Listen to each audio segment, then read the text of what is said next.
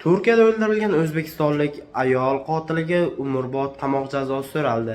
Eng so'nggi ma'lumotlarni o'tkazib yubormaslik uchun bizni kanalga obuna bo'lib qo'ying. Eng tezkor va eng so'nggi yangiliklar bizni kanalda. Turkiyaning Oydin viloyati Ko'shk tumanida 2025-yil 5-iyul kuni soat tungi 03:30 atrofida o'zbekistonlik 35 yoshli M.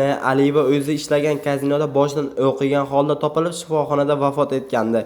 Prokuratura uning o'limi yuzasidan kazino egasi hibsga saqlanayotgani, Rashid Yasanga nisbatan ayolga qarshi qasddan odam o'ldirish moddasi bilan og'irlashtirilgan umrbod qamoq jazosi so'radi. Bu haqda T24 xabar berdi.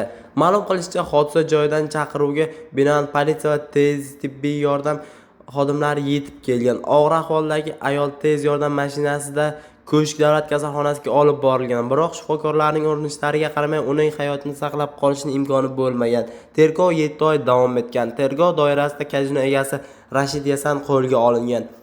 Tergov kengaytirilgach, politsiya Emrah K, Akif D, KK va AC ham ushlangan.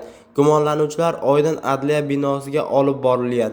Yasin Rashid Yasan ayolga qarshi qasddan odam o'ldirish aybi bilan, Akif D esa kuzatuv kamerasi yozuvlarini o'chirganlikda, Emrah K esa jinoyat ishlatilgan qurolni yo'q qilganlikda ayblanib hibsga olingan.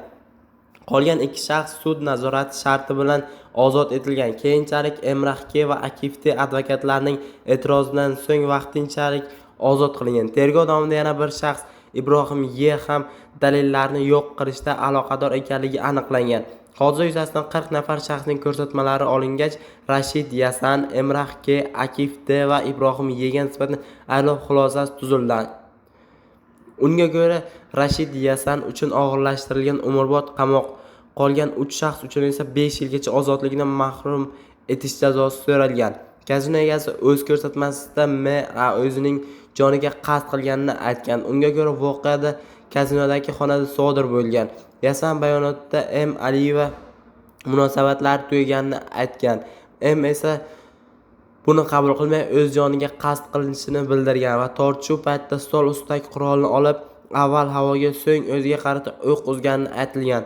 Hodisaga yagona guvoh ham shunga o'xshash ko'rsatma bergan. Hodisadan so'ng Rashid Yasanning ahvoli yomonlashib, qayd qilgani, Emrah K va boshqalar tomonidan shifoxonaga olib ketilayotganini, o'ziga kelib qurol qayerda va yozuvlar nima bo'ldi deb so'raganini qayd etgan.